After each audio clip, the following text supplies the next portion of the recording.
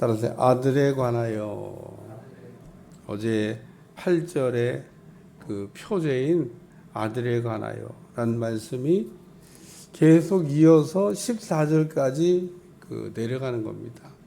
어제도 그 아들에 관한 이야기를 이렇게 일부 다뤘습니다만은 오늘은 좀 더 구체적으로 아들에 관한 이야기를 이렇게 다루고 있다. 그렇게 볼 수 있습니다. 시브리 1장 말씀을 생각할 때 시브리서 1장 3절에 있는 말씀은 성경 전체를 이렇게 압축해서 한 절로 써놓은 것처럼 아주 중요한 말씀이라는 이야기를 이렇게 다뤘는데, 이는 하나님의 영광의 광채시요 그 본체의 형상이시라. 무슨 뜻인가 하면 예수님은 곧 하나님이시다 라는 얘기를 이렇게 표현한 겁니다. 하나님의 영광의 광채, 그의 본체의 형상이란 말은 하나님을 우리가 표현할 때 쓰는 표현인데, 오늘 하나님을 표현할 때 쓰는 표현을 예수님에게 그대로 적용해서 사용하고 있다는 것은 예수님이 곧 하나님이시다 라는 얘기를 다루고 있습니다. 오늘 본문의 내용도 사실은 예수님은 천사와 비교 불가. 아마도 이 시브리서 쓸 당시에 율법주의자들, 그리고 천사 숭배하는 사람들, 이런 사람들이 좀 심각하게 있었던 것 같아요. 오늘날은 글쎄 천사 숭배하는 사람들을 제가 본 일이 없어서 이단 가운데도 천사 숭배는 안 하는 것 같아요. 하도 이상한 일들을 잘하는 해괴망측한 사람인데도 그래도 천사 숭배는 안 하는 것 같아요. 그런 얘기 들어본 적이 없습니다. 나 오늘 이당 히브리서를 기록할 당시에는 천사에 대한, 중세 때도 이 천사에 대한 재미난 이야기가, 바늘 끝에 천사가 몇 명이 올라갈 수 있냐, 뭐 중이에요? 별적이 신경을 다 써요. 그러니까 어쨌든 그런 쓸데없는 불필요한 상상, 또 하기도 한 중세 때 얘기니까 중세 때까지도 여전히 천사에 대한 이야기가 정리가 덜 됐던 것 같아요. 아니, 성경을 읽으면서도 이렇게 천사에 대한 게 정리가 안 될까 몰라요. 14절 같이 한번 읽습니다. 시작. 모든 천사들은 섬기는 영으로서 구원받을 상속자들을 위하여 섬기라고 보내심이 아니냐. 천사에 대해서 시브리 기자가 아주 똑 떨어지게 천사의 정체에 대한 이야기를 설명하고 있습니다. 모든 천사, 그러니까 이 천사가 종류가 여럿 있잖아요. 근데 그 모든 천사는 섬기는 영으로 구원받을 상속자들을 위하여 섬기라고 보냈다. 천사가 하늘에도 있지만은 땅에도 있습니다. 그래서 야곱의 기도도 보면 천사가 내리라고 오리락이 아니에요. 이 천사가 만약에 위에 있다 그러면 내려와야 되잖아요. 하나님 보좌에 천사들이 다 있어서 필요한 때만 이게 쫙 땅으로 내려오면 내리락 오르락 해야 되는데, 성경은 그렇게 써놓지 않았습니다. 오르락 내리락, 올라갔다 내려온다 그런 얘기입니다. 천사가 어디에 있다고? 땅에 있다고. 땅에 그러면 왜 있냐? 우리 하나님을 잘 섬기는 사람들을 잘 도우라고 천사가 있어요. 천사의 하는 기능은 소식을 전하든지, 혹은 전쟁을 하든지, 혹은 찬양을 하든지, 이게 대표적인 세 천사인데, 우리가 기도하면 우리의 기도를 이렇게 받아가지고 천사가 올라갑니다. 기도 안 하면 그럼 이제 그 천사는 고생하는 거예요. 주인 잘못 만나가지고. 주인이 언제 기도할지 몰라. 그 천사의 하는 주 업무는 기도를 받아가지고 올라가는데, 우리 주인은 도대체 언제 기도할 거야. 그래서 주인이 기도를 안 하니까 천국을 올라가고 싶어도, 아니 천국을 기도받아가고 올라가는 거지, 그냥 가고 싶으면 가고 오고 싶으면 오고, 자기 사명도 없는데 그런 일은 안 합니다. 그래서 오늘 우리는 그 영적 전쟁도 좀 이렇게 해봐야 되고, 기도도 해봐야 되고, 찬양도 해봐야 되고. 왜 해야 되냐면 그때 천사들이 움직인다는 사실을 여러분이 아셔야 돼요. 뭐 천사 얘기하는 시간이 아닙니다. 천사는 엑스트라, 예수님은 주연 배우. 오늘 시브리서 읽으면서 잊어버리시면 안 돼. 모세 엑스트라, 예수님 주인공. 그러니까 오늘 성경을 읽을 때 항상 우리는 주인공에 신경을 써야 됩니다. 엑스트라에 왜 신경을 써요? 여러분 드라마 볼 때 엑스트라, 이야 누가 나왔대? 아무도 관심 없어요. 수백 명이 지나가도 관심 없어요. 딱 주연 배우. 누가 주연이냐? 중요합니다. 오늘 말씀에 예수님이 주인공이니까 10절 말씀에 옆에 보면 피음이라고 쓰여져 있어요. 조그만 글씨로. 그리고 하단에 보면 시편 102편 25절이다. 이게 시편 102편 25절 말씀을 인용했다, 그런 얘기입니다.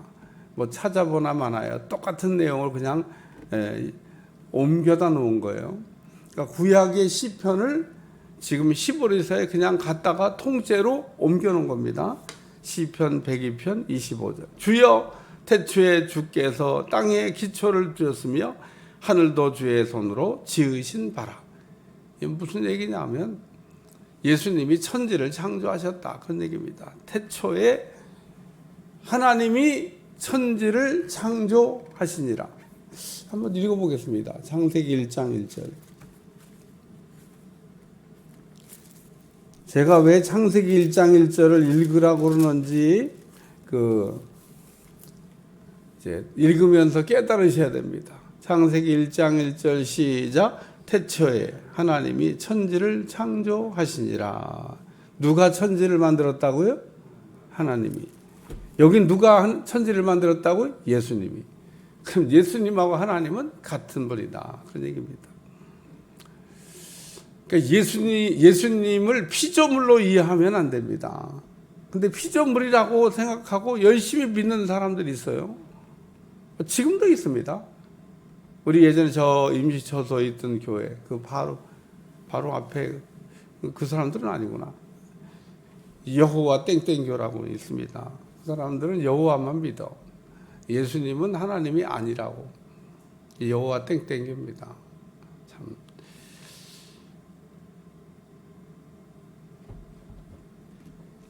시브리서 안 읽나 봐.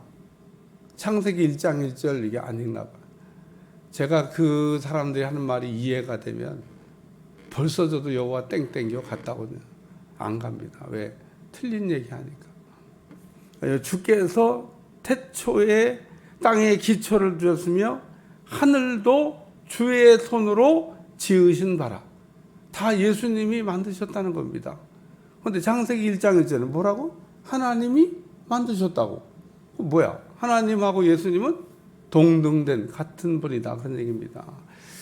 그러니까 시브리 기자는 예수님은 천사와 비교 불가하고 그 예수님은 천지를 창조하신 하나님이 되신다, 이렇게 우리에게 가르쳐주고 있는 말씀입니다. 그 다음에 11절과 12절은 세상이 변한다는 얘기를 하고 있는 겁니다. 그것들은 멸망할 것이나 오직 주는 영존할 것이요 그것들은 다 옷과 같이 낡아지리니 의복처럼 갈아입을 것이요 그것들은 옷과 같이 변할 것이나 주는 여전하여 연대가 다함이 없으리라. 하나님께서 마지막 날 천지를 다시 리셋한다는 겁니다. 리셋. 지금 이런 상태를 가지고 사실 인간은 계속해서 하나님이 만들어 놓은 걸 망가뜨리는, 특별히 그 중에서도 마귀하고 이렇게 친한 사람들은 더 하나님이 만든 거를 더 극렬하게 망가뜨립니다. 땅 속에다 핵무기를 왜 갖다 자꾸 터뜨려요? 어쩌자고.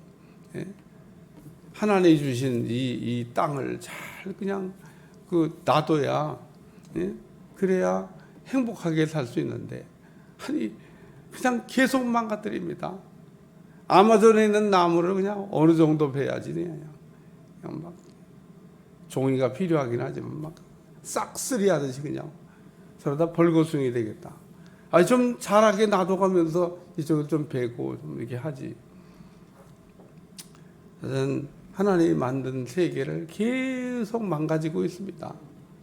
바다에다가 또 뭐 원전 때문에 그냥 계속 또 막 방류하니까 바다는 또 온전 요한계시록에 다 나와요. 바다에 뭐 얼마가 망가지고 땅에 얼마가 망가지고 계속 망가뜨리는 겁니다. 근데 우리 주님이 이거를 원래대로 복원한다고 성경에 계속 얘기하고 있습니다. 우리 하나님은 말씀으로 천지를 창조하시기도 하셨지만 인간들이 죄로 인하여 망가뜨린 이 세상을 다시 리셋한다.